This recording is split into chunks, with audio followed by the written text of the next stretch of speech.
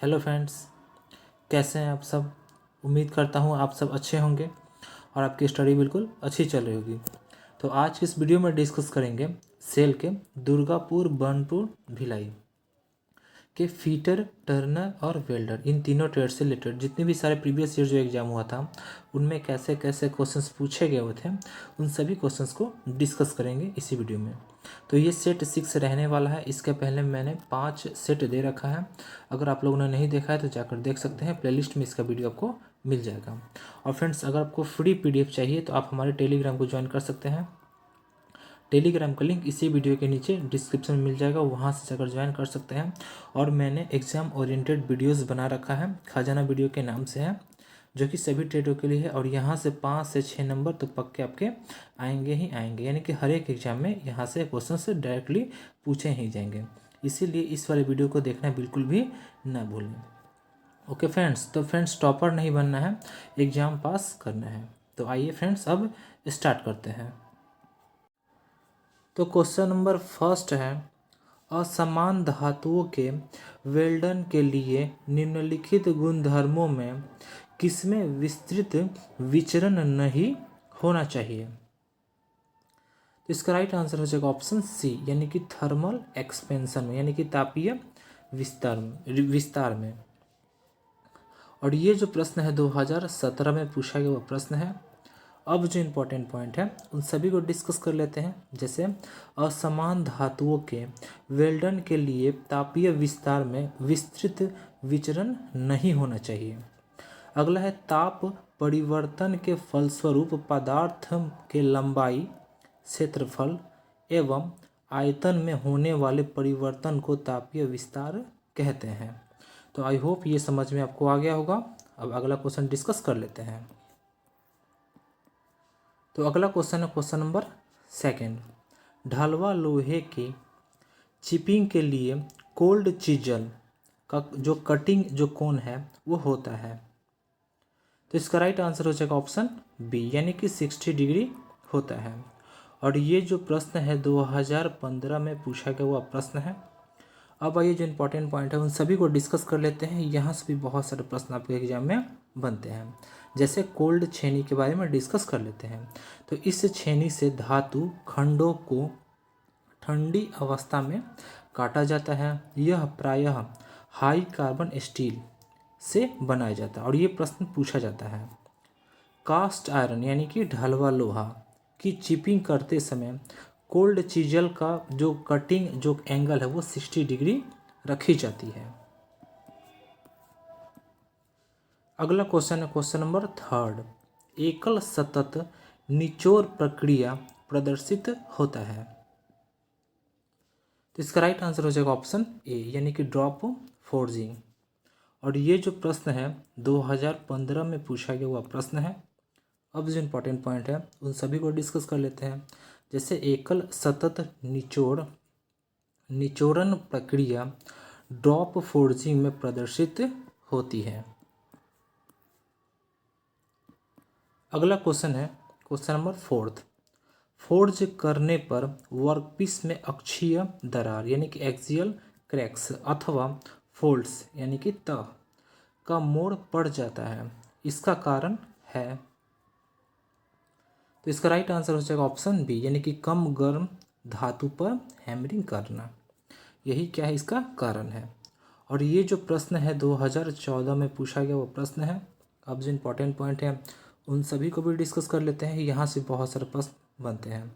जैसे किसी भी जॉब को बनाते समय अक्षीय दरारें अथवा मोड़ तब प्राप्त होता है जब धातु कम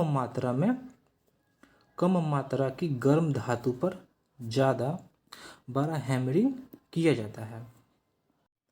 अगला क्वेश्चन है question number 5, arc welder machine क्या प्रदाय का उपयोग करता है। तो इसका राइट आंसर हो जाएगा ऑप्शन सी, यानी कि ऑल ऑफ द एबव, यानी कि उपरोक्त सभी। अब देख लेते हैं कौन कौन सा। तो एक AC, दूसरा DC। और ये जो प्रश्न है 2018 में पूछा गया वो प्रश्न है। अब जो इम्पोर्टेंट पॉइंट है उन सभी को डिस्कस कर लेते हैं। जैसे आर्क वेल्डन में AC तथा DC दोनों प्रकार की वेल्डिंग मशीन प्रयोग की जाती है।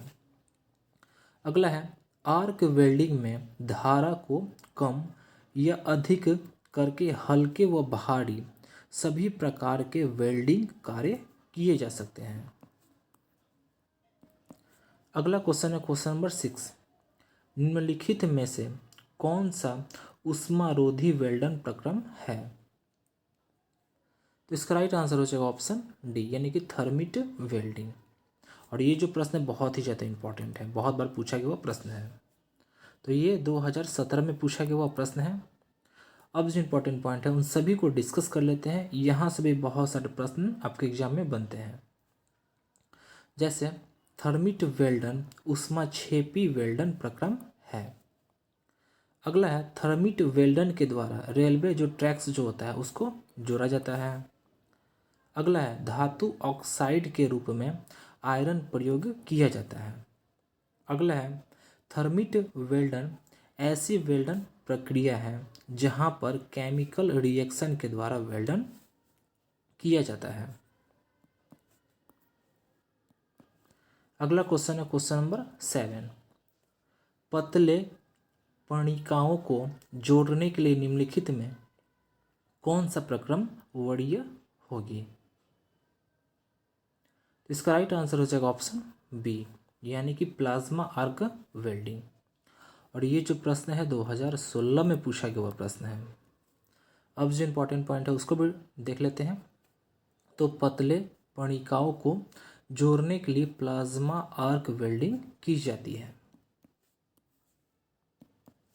अगला क्वेश्चन है क्वेश्चन नंबर 8, आमतौर पर सुरक्षा फ्यूज लगाने के लिए प्रयोग होने वाला तार किस पदार्थ का बना होता है? तो इसका राइट आंसर हो जाएगा ऑप्शन डी, यानी कि टीन और शीशे का एक मिश्र धातु। और ये जो प्रश्न है सेल दुर्गापुर स्टील प्लांट में पूछा गया वो प्रश्न है। अब जो इम्पोर्टेंट पॉइंट है उन सभी को डिस्कस कर लेते हैं।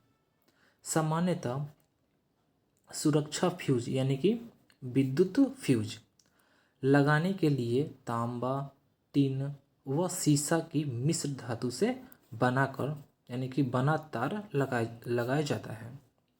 अगला है इसका जो गलनांक जो होता है वो कम होता है। अगला क्वेश्चन है क्वेश्चन नंबर 9, लोहे का शुद्धतम रूप है। और ये भी जो प्रश्न है बहुत ही ज़्यादा इंपॉर्टेंट है। तो इसका राइट आंसर हो जाएगा ऑप्शन डी, यानी कि रॉट आयरन। यानी कि जो रॉट आयरन होता है वो लोहे का सबसे शुद्धतम रूप होता है। और ये जो प्रश्न है 2 एग्जामों में पूछा गया प्रश्न है, एक सेल दुर्गापुर स्टील प्लांट में और एक इसरो में पूछा गया प्रश्न है। कब? तो 2015 में। अब ये जो इंपॉर्टेंट जो पॉइंट्स है उन सभी को डिस्कस कर लेते हैं। यहाँ से भी बहुत सारे प्रश्न आपके क्लियर हो जाएंगे। तो लोहे का शुद्धतम रूप रॉट आयरन होता है। अगला है पिटवा लोहे में अशुद्धि लगभग 0.5% होती है तथा 99.5% शुद्ध लोहा होता है। इसमें कार्बन की मात्रा लगभग नगण्य होती है। अगला है पिटवा लोहा चिमड़ एवं आघात वर्धीय होता है। पिटवा लोहा को आसानी से फोर्ज तथा वेल्ड किया जा सकता है। अगला है पिटवा लोहा झटका तथा कंपन को सहन करने में असमर्थ होता है। अगला क्वेश्चन है क्वेश्चन नंबर 10, उच्च गति यानी कि हाई स्पीड स्टील को कठोरीकृत करने के लिए निम्नलिखित में से किस समन माध्यम यानी कि क्वेंचिंग मीडिया का प्रयोग किया जाता है? तो इसका राइट आंसर हो जाएगा ऑप्शन बी, यानी कि तेल का। और ये जो प्रश्न है सेल दुर्गापुर स्टील प्लांट में पूछा गया वो प्रश्न है। अब जो इम्पोर्टेंट पॉइंट है उन सभी को डिस्कस कर लेते हैं। जैसे उच्च गति स्टील को कठोरीकृत करने के लिए तेल को समन माध्यम यानी कि क्वेंचिंग मीडिया के रूप में प्रयोग किया जाता है। अगला है इसकी कटाई गति उच्च कार्बन इस्पात की अपेक्षा अधिक होती है। अगला क्वेश्चन है क्वेश्चन नंबर 11। मशीन बेड बनाने के लिए ढलवा लोहा यानी कि कास्ट आयरन का उपयोग क्यों किया जाता है? और ये जो प्रश्न है ये भी बहुत ही ज़्यादा इम्पॉर्टेंट है। तो इसका राइट आंसर हो जाएगा ऑप्शन सी, यानी कि यह अधिक संपीड़न तनाव सहन कर सकता है इसीलिए। और ये जो प्रश्न है सेल दुर्गापुर स्टील प्लांट में पूछा गया वो प्रश्न है। अब जो इम्पोर्टेंट पॉइंट है उन सभी को डिस्कस कर लेते हैं। जैसे मशीन बेड बनाने के लिए ढलवा लोहा का उपयोग किया जाता है क्योंकि यह अधिक संपीड़न तनाव सहन कर सकता है। अगला है कास्ट आयरन से बने पार्ट सेल्फ लुब्रिकेटिंग का गुण रखते हैं। अगला कास्ट आयरन में कार्बन संयुक्त और स्वतंत्र रूप में पाई जाती है। अगला क्वेश्चन है क्वेश्चन नंबर 12। लेथ मशीन में क्षैतिज फीड, क्रॉस फीड और स्क्रू कटिंग की गति नियंत्रित की जाती है। तो इसका राइट आंसर हो जाएगा ऑप्शन डी, यानी कि एप्रन। और ये जो प्रश्न है सेल दुर्गापुर स्टील प्लांट में पूछा गया वो प्रश्न है। अब जो इम्पोर्टेंट पॉइंट है उन सभी को डिस्कस कर लेते हैं। यहाँ से भी बहुत सारे प्रश्न पर क्लियर हो जाएंगे। जैसे यह कैरेज के नीचे सैडल के साथ फिट रहता है, इसमें फीड मैकेनिज्म लगा रहता है। इस प्रकार कार्य करते समय ऑटोमेटिक फीड लगाने के लिए एप्रन पर लगे लीवरों को सेट कर लिया जाता है। अगला क्वेश्चन है क्वेश्चन नंबर 13। फॉलोअर स्टडी को फिट किया जाता है। तो इसका राइट आंसर हो जाएगा ऑप्शन ए, यानी कि लेथ कैरेज पर फिट किया जाता है। और ये जो प्रश्न है सेल बोकारो स्टील प्लांट में पूछा गया वो प्रश्न है। अब जो इम्पोर्टेंट पॉइंट है उन सभी को डिस्कस कर लेते हैं। जैसे फॉलोअर स्टडी को लेथ कैरेज पर फिट किया जाता है। अगला है यह कैरेज के साथ साथ चलता है। इस प्रकार कटिंग प्रक्रिया के दौरान कार्यखंड को लगातार सपोर्ट प्राप्त होती है। इसका उपयोग परिष्कृत टर्निंग के लिए किया जाता है। अगला क्वेश्चन है क्वेश्चन नंबर 14। ट्रैक्टर में लगाया गया फिल्टर निम्नलिखित प्रकार का होता है। तो इसका राइट आंसर हो जाएगा ऑप्शन ए, यानी कि पेपर टाइप। और ये जो प्रश्न है सेल बोकारो स्टील प्लांट में पूछा गया वो प्रश्न है। अब जो इम्पोर्टेंट पॉइंट है उन सभी को डिस्कस कर लेते हैं। जैसे ट्रैक्टर में प्रयोग किया जाने वाला फिल्टर पेपर टाइप का होता है। अगला है पेपर टाइप फिल्टर का उपयोग सस्ता तथा हर जगह आसानी से उपलब्ध होता है। अगला क्वेश्चन है क्वेश्चन नंबर 15। सिनेबार किसका एक अयस्क या खनिज है? तो इसका राइट आंसर हो जाएगा ऑप्शन डी, यानी कि मर्क्यूरी का, यानी कि मरकरी का। और ये जो प्रश्न है 2014 में पूछा गया वो प्रश्न है। अब जो इम्पोर्टेंट पॉइंट है उन सभी को डिस्कस कर लेते हैं। यहाँ से बहुत सारे प्रश्न आपके एग्जाम में बनते हैं। जैसे सिनेबार यानी कि HGS सामान्य चमकीले लाल रंग का मरकरी सल्फाइड के रूप में प्राप्त पारा का सबसे खास अयस्क है। सिनेबार से पारे का निष्कर्षण किया जाता है। इससे लाल या लाल रंग के वर्णक के लिए सिंदूर, जिसे वर्मिलियन कहा जाता है, का निर्माण होता है। अगला क्वेश्चन है क्वेश्चन नंबर 16। वुडरफ की वृत्तखंड के आकार की होती है और शाफ्ट पर बनी की सेट की सीध में फिट होती है। इसका उपयोग किया जाता है। तो इसका राइट आंसर हो जाएगा ऑप्शन सी, यानी कि टेपर शाफ्ट पर व्हील फिट करने के लिए किया जाता है। और ये जो प्रश्न है 2014 में पूछा गया हुआ प्रश्न है। अब जो इम्पोर्टेंट पॉइंट है इन सभी को डिस्कस कर लेते हैं। ये सभी इम्पोर्टेंट है। तो वुडरफ की इस प्रकार की चाबी के ऊपर का हिस्सा फ्लैट रहता है और नीचे का हिस्सा अर्धवृत्ताकार होता है। इसका अर्धवृत्ताकार वाला भाग शाफ्ट में बने चाबी घाट में बैठा दिया जाता है। इस चाबी का प्रयोग टेपर शाफ्ट पर व्हील फिट करने के लिए किया जाता है।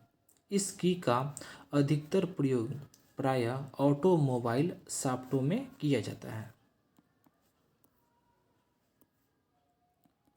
अगला क्वेश्चन है क्वेश्चन नंबर 17। सोडा एसिड अग्निशामक किस आग पर प्रयोग किया जाता है?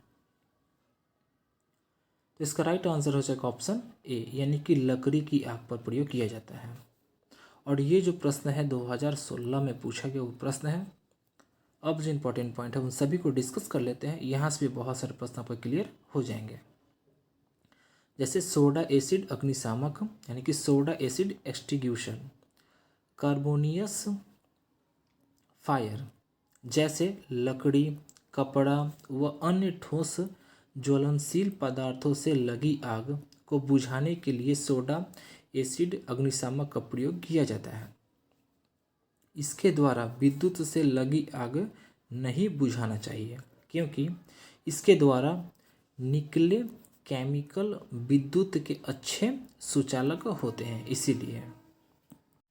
अगला क्वेश्चन है क्वेश्चन नंबर 18 और ये बहुत ही ज़्यादा इम्पॉर्टेंट है।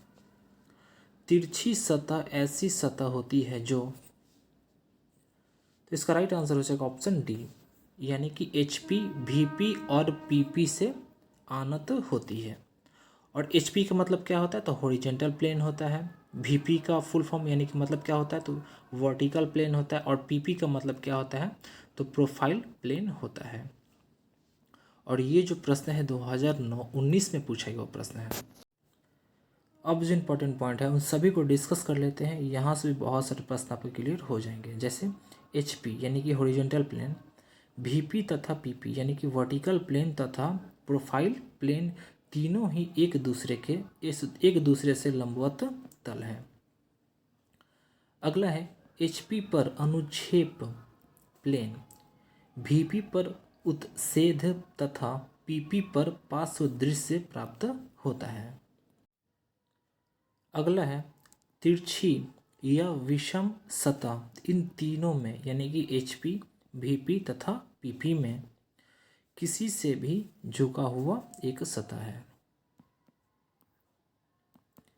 अगला क्वेश्चन है क्वेश्चन नंबर 19। क्वार्टर संधि किसे संचालित करने में प्रयुक्त होता है? तो इसका राइट आंसर हो जाएगा ऑप्शन डी, यानी कि अक्षीय तनन अथवा संपीड़न भार। और ये जो प्रश्न है 2019 में पूछा गया वो प्रश्न है। अब जो इम्पोर्टेंट पॉइंट है उन सभी को डिस्कस कर लेते हैं। जैसे क्वार्टर जोड़ की सहायता से दो छड़ें एक ही अक्ष पर दृढ़तापूर्वक जोड़ी जा सकती है। अगला है यह जोड़ संपीड़न तथा तनाव दोनों ही प्रकार के भारों को सहन करने के लिए प्रयोग किया जाता है। अगला है इसके तीन मुख्य भाग हैं। कौन कौन सा है? तो एक है क्वार्टर है, एक सॉकेट है, एक स्पीगार्ट है। अगला है भाप इंजन के पिस्टन रॉड तथा क्रॉस हेड जोड़, उत्केंद्र रॉड को कनेक्टिंग रॉड से जोड़ने आदि में यह जोड़ प्रयुक्त होती है। अगला क्वेश्चन है क्वेश्चन नंबर 20। ड्रॉप फोर्जन में फोर्जन इनमें से किसे गिराकर किया जाता है? तो इसका राइट आंसर हो जाएगा ऑप्शन सी, यानी कि उच्च वेग पर डाई सहित हथौड़े को। और ये जो प्रश्न है 2019 में पूछा गया प्रश्न है। अब जो इम्पोर्टेंट पॉइंट है उन सभी को डिस्कस कर लेते हैं। जैसे ड्रॉप फोर्जन प्रक्रिया में निचली डाई को एनविल यानी कि निहाई में पकड़ा जाता है, इसी पर कारखंड रखी जाती है तथा ऊपरी डाई को हैमर के साथ उच्च वेग से प्रहार किया जाता है, जिससे डाई में बने वांछित आकृति को कारखंड ग्रहण कर लेता है। तो फ्रेंड्स आज के लिए इतना ही। वीडियो कैसा लगा? अगर आपको वीडियो अच्छा लगा हो तो वीडियो को लाइक करें, चैनल को सब्सक्राइब करें और बेल आइकन को दबाएं ताकि नोटिफिकेशन आपको टाइम से मिल सके और आप अपडेट रह सकें। और फ्रेंड्स, अगर आपको फ्री PDF चाहिए तो आप हमारे टेलीग्राम को ज्वाइन कर सकते हैं। टेलीग्राम का लिंक आपको इसी वीडियो के नीचे डिस्क्रिप्शन में मिल जाएगा, वहाँ से जाकर ज्वाइन कर सकते हैं। और फ्रेंड्स, अभी तक आप लोगों ने खजाने वाले वीडियो को नहीं देखा है तो जाकर देख सकते हैं। यहाँ से 5 से 6 नंबर, यानी कि मिनिमम 5 से 6 नंबर, मैक्सिमम इससे भी ज़्यादा हो सकता है। तो 5 से 6 नंबर तो हर एक एग्ज़ाम में आपके ट्रेड से रिलेटेड जितने भी सारे हैं सभी में यहाँ से क्वेश्चंस आएंगे ही आएंगे। और ये सभी ट्रेडों के लिए है। इनमें वैसे वैसे टॉपिक्स को लिया गया है जहाँ से क्वेश्चंस डायरेक्टली पूछा ही जाता है, इसीलिए एग्ज़ाम से पहले इस वाले वीडियो को देख कर ही जाएं। Okay friends, okay, thanks for watching.